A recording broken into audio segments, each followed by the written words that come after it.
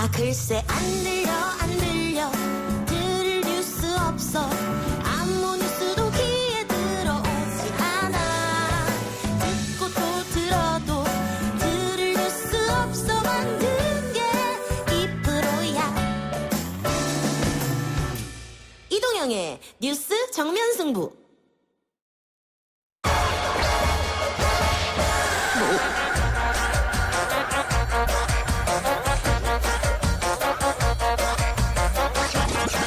YTN 라디오 이동의 뉴스 정면 승부 3부 시작하겠습니다. 매주 월요일 3부 온갖 문제 연구소 시간이죠. 통대되지 않는 집단지성으로 우리를 둘러싼 온갖 문제의 실마리를 풀어봅니다.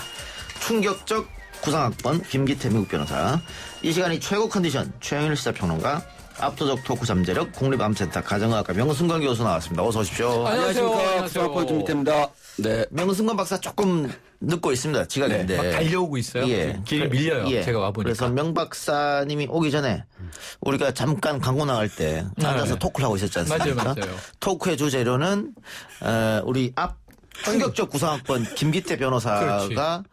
탈모가 좀 있으니까 가발을 해야 된다. 아니, 중년 남성은 다 탈모가 있어요. 예. 정도의 차이지. 예. 그래서 심는 게 좋으냐, 가발이 좋으냐, 덮는 게 좋으냐 이 논쟁을 하고 있었죠. 그런데 제가 알아서 하면 안 될까요? 예, 그러겠는데 우리끼리 얘기하는 거는 음성으로는 안 나가죠. 광고를 나갔으니까. 그러니까. 근데 보이는 라디오 유튜브로 그러니까요. 화면은 나갔었거든요. 네. 야. 그 댓글로 머리 이야기 하시는구나 이렇게 어떻게 맞추셨지? 눈치가 백단. 대단해. 그래서 제가 오늘 대단해. 이렇게 아시겠지만 이렇게 윗머리가 없기 때문에 옆머리가 좀 많이 자라면 윗머리가 더 없어 보입니다. 그렇죠, 그래서 그렇죠. 제가 미용실에 가서 그걸 짧게 자르면서 미용실 원장님께서 저한테 중요한 팁을 가르쳐 주셨어요. 네. 요즘은 눈썹 문신을 하지 않고 눈썹 문신을 많이 하는데 그 눈썹 문신을 하시는 그 분이 이 탈모하시는 분들을 위해서 또 머리도 염색을 해주신다고. 머리 문신? 예, 머리 문신을 해주신다고 그러시더라고요.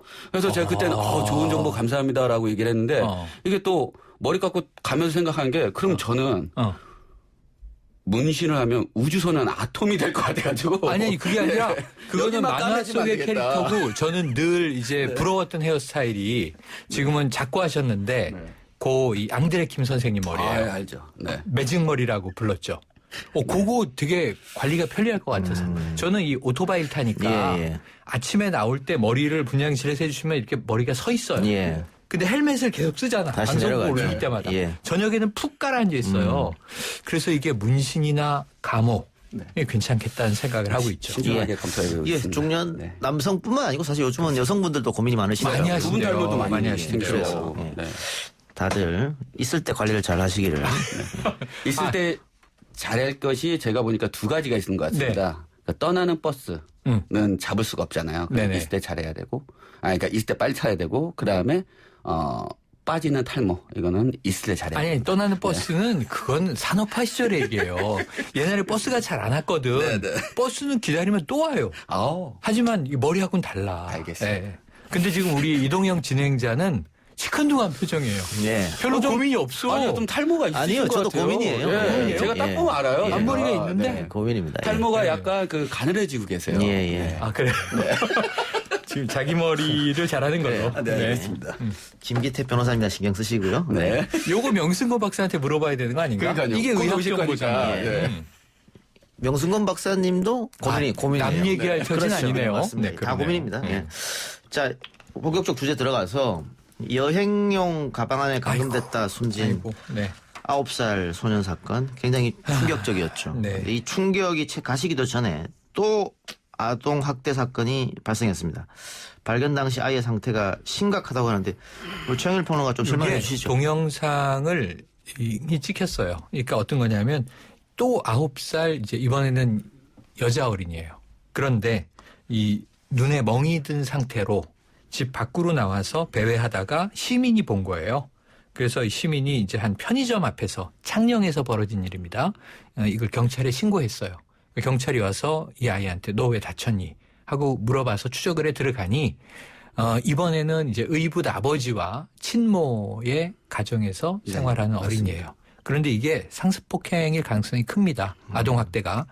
지지난해부터 시작된 것으로 지금 밝혀지고 있어서 더 이제 추가적인 이 상세한 수사가 필요한데 구조 당시에 이 아이의 모습만으로도 또 이 국민들이 느낌이 오는 예. 거죠. 공분의 대상이 네, 되고 더 있습니다. 충격적인 거는 이 의붓 아버지고요. 그다음에 친어머니인데 수년 전부터 조현병을 앓고 있었답니다. 친어머니가. 네, 네. 그다음에 이제 2년 전부터 학대가 시작됐고 특히 딸의 손가락에 뜨거운 후라이팬에 가져다 대어 지문이 없앨 정도로 이 지진 등 상습적인 학대가 있었다고 합니다. 예. 마음이 아프고. 그걸 봤을 때는 뭐 이번뿐만이 아니다 이렇게 보이는 네, 거죠. 그렇죠, 그렇죠.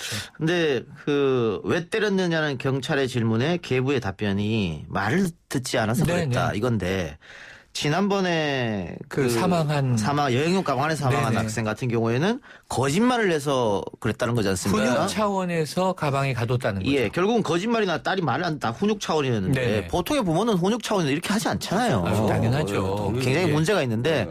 또 하필 이게 계모와 계부에게서 발생한 사건이어서 그 많은 분들이 또 다들 오해를 하시더라고요. 모든 계부가 다 그런 거 그렇지 절대 않잖아요. 그렇지가 않고 예. 절대 그렇지가 않고 이런 사건에서 의붓 아버지, 의붓 어머니가 나오면 더 공분하는 게 있는데 드라마하고 다릅니다. 실제로 아동 학대 사건이 연간 2만 건이 넘어요. 그런데 그 중에 거의 대부분은 친부 친모에 의해서 일어나고 예. 이 천인공노할 사건이 친부가 자신의 친딸을 성폭행하는 경우 또 벌어져요. 그러니까 이게 저 충격적인데 그래서 저는 이게 의붓이라는 말은 상당히 조심스러워요. 상당히 많은 재결합 과정이 있고 이 정말 그 서로 저 다른 배우자와의 사이에서 낳은 아이들을 정말 정성 들여서 키우는 집안이 더 많다. 그런데 이제 친부 친모에 의한 학대가 대다수라는 걸 전제로 해서 근데 그 안에는 이제 이렇게 계부나 계모에 의한 또 학대가 섞여 있는 거죠. 그래서 거기에 대해서는 좀 우리가 어떤 그 편견을 갖는 그렇죠.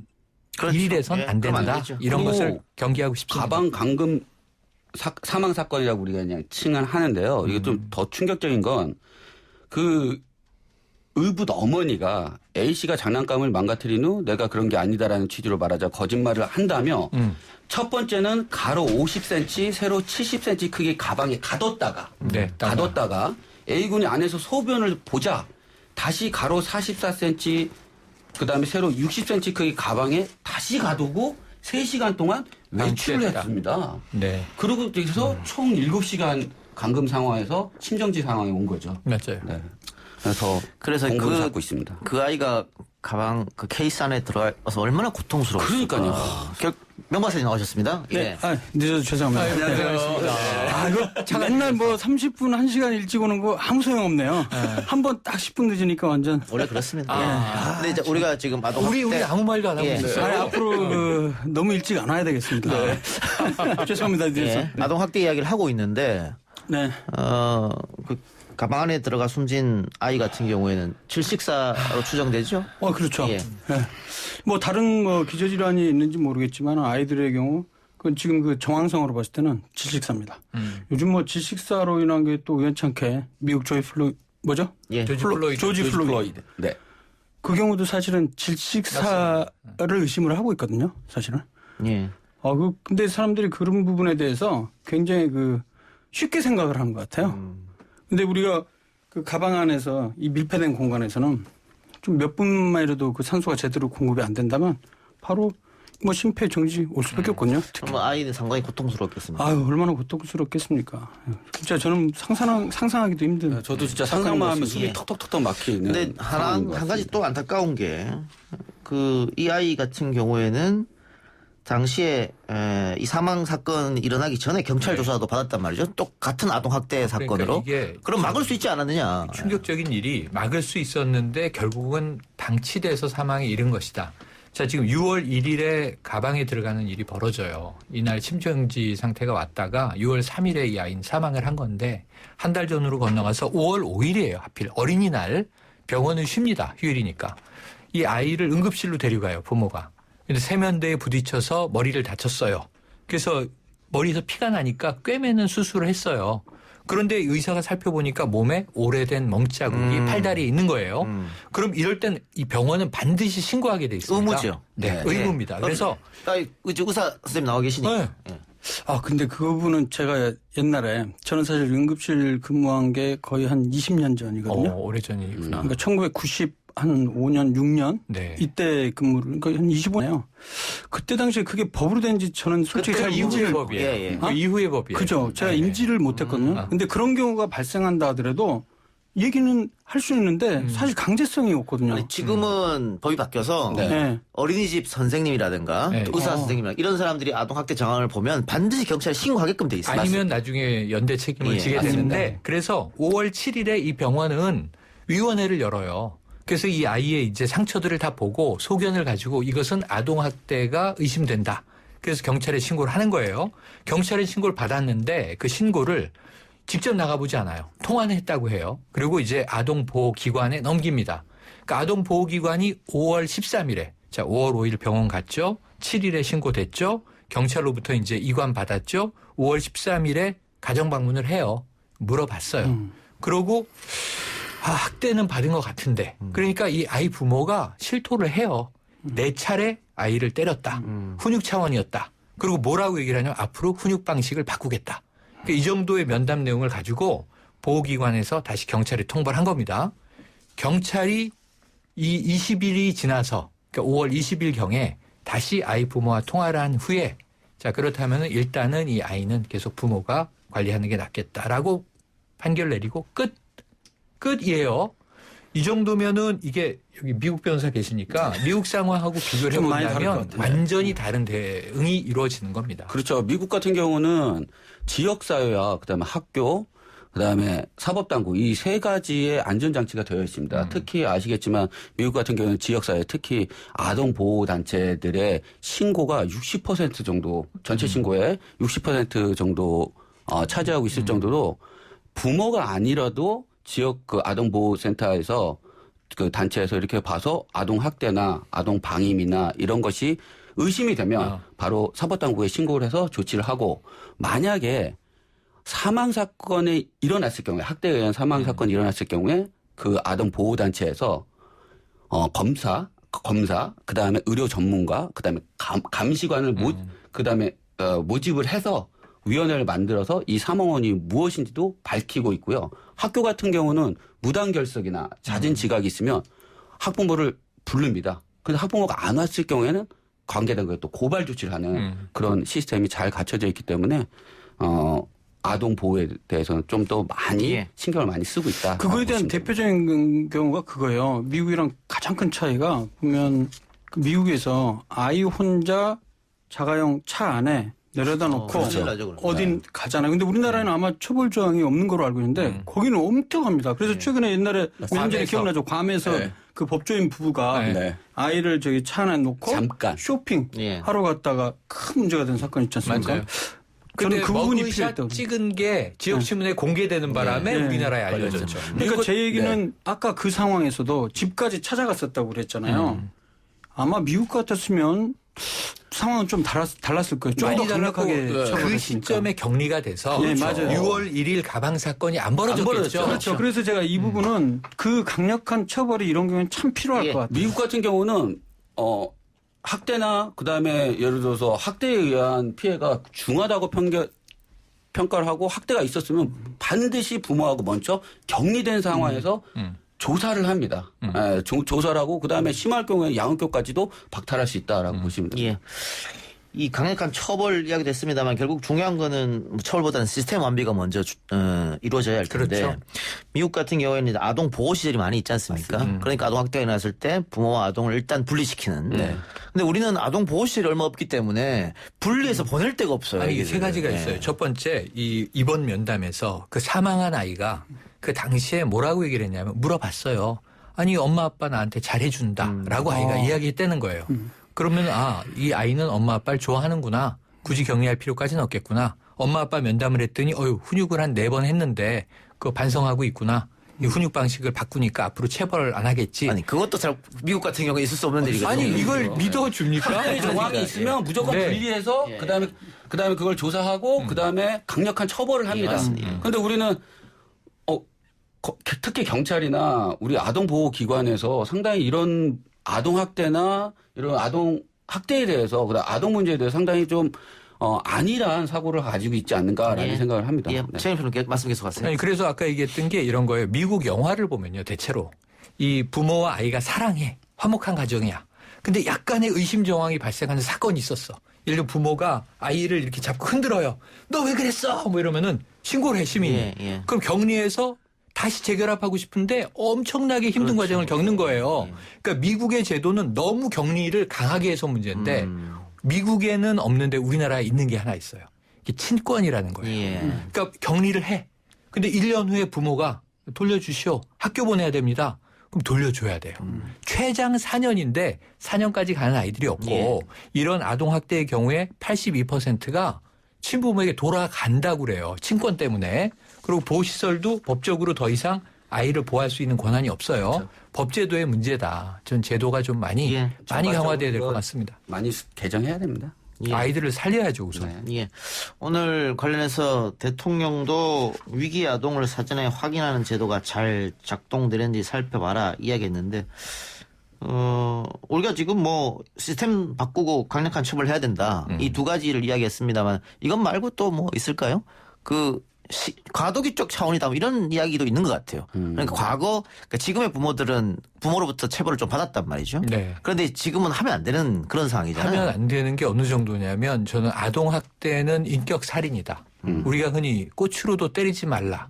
이런 책 베스트셀러가 돼서 김혜자 선생님 책인가요? 그래서 화제가 됐는데 체벌은 그러니까 사랑의 매라는 건 없어야 돼요. 그런 말 네. 자체가 없어야 됩니다. 사랑의 매는 없는 거예요, 세상에. 체벌을 안 낸다고 보는 게 우리는 맞고 컸으니까 예. 그때 생각해보면 부모님이 날 사랑해서 때린 것 같거든. 예. 선생님이 날 사랑했던 것 같거든. 예, 예. 안 맞았으면 요즘에도 우리 세대는요. 가끔 소주 먹으면서 야 그때 그 선생님이 나한테 관심이 없었고 그렇게 두드려 패지 않았으면 나는 나쁜 길로 빠졌을 거야. 이런 망상을 하고 있다니까요. 아직. 예. 안 돼요. 근데 아이들의 입장에서는 제가 아이였을 때 맞은 경험이면 자주 맞은 건 아닌데 맞은 경험이면 아주 가끔. 네. 사랑의 매 이런 개념보다는 맞는 게 두려워서 말을 잘 들었던 것 같아요. 저는. 오히려. 네. 너가 부친께서 때리셨습니까? 그렇죠. 예. 옛날에. 예.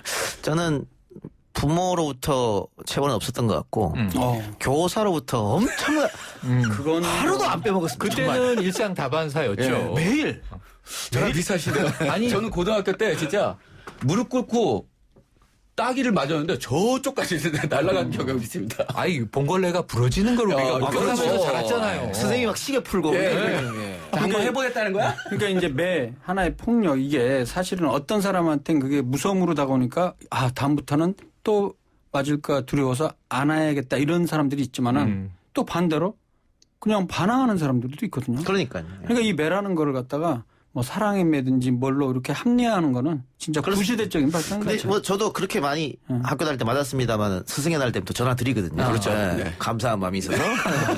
그래 이게 좀 과도기적인 게 있지 않느냐. 지금 프랑스 같은 경우에도 체벌이 허용되다가 작년 7월부터 전면 금지. 그런데 프랑스 부모들의 85%가 아직도 체벌에 의존한다. 훈육을. 네네네. 그런데 그 정도의 차이는 있는 것 같습니다. 정도의 차이는. 그래서 스웨덴 같은 경우는 스웨덴을 비롯한 54개 국가 같은 경우는 아동 체벌 금지법이 이미 제정이 됐고요. 영국 같은 경우는 사랑과 애정을 쏟지 않은 부모에 대해서 처벌이 최대 10년 징역형까지, 그러니까 방임에 의한 학대라고 보는 거죠.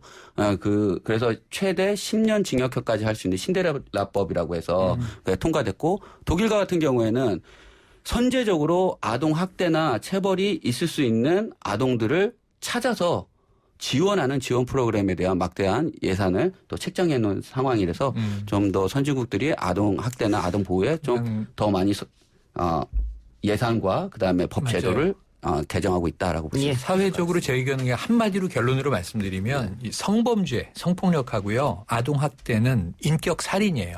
이건 영혼을 죽이는 일인데 특히 이제 여아의 경우에는 두 개를 동시에 당하는 경우들도 많았어요.